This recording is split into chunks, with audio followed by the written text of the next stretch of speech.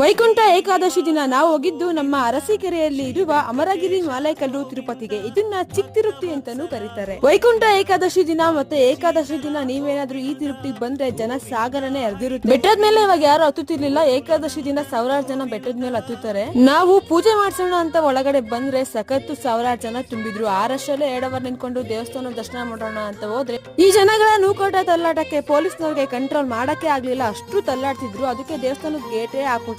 ಅಂತೂ ಇಂತೂ ಜನಗಳನ್ನ ಕಂಟ್ರೋಲ್ ಮಾಡ್ಕೊಂಡು ದೇವರ ದರ್ಶನಕ್ಕೆ ಬಿಟ್ರು. ನಾನು ಕೂಡ ಒಳಗಡೆ ಹೋದೆ, ಒಳಗಡೆ ವಿಡಿಯೋ ಮಾಡಂಗಿರ್ಲಿಲ್ಲ, ಹಂಗಾಗಿ ವಿಡಿಯೋ ಆಫ್ ಮಾಡಿದೆ. ಅಂತೂ ಇಂತೂ ಆರಶಲ್ಲೇ ದೇವರ ದರ್ಶನ ಮಾಡ್ಕೊಂಡು ಹೊರಗಡೆ ಬಂದೆ. ಇಲ್ಲಿ ಭಜನೆ ನಡೀತಿತ್ತು, ಭಜನೆ ಒಂದ್ ಸ್ವಲ್ಪ ಕೇಳ್ಕೊಂಡು ದೇವಸ್ಥಾನದ ಸುತ್ತಮುತ್ತ ಒಂದ್ ವಿಡಿಯೋ ಮಾಡೋಣ ಅಂತ ನೋಡ್ದೆ. ಫುಲ್ ಹಾಕಾಗಿತ್ತು, ಹಂಗಾಗಿ ವಿಡಿಯೋ ಮಾಡಕ್ ಆಗ್ಲಿಲ್ಲ.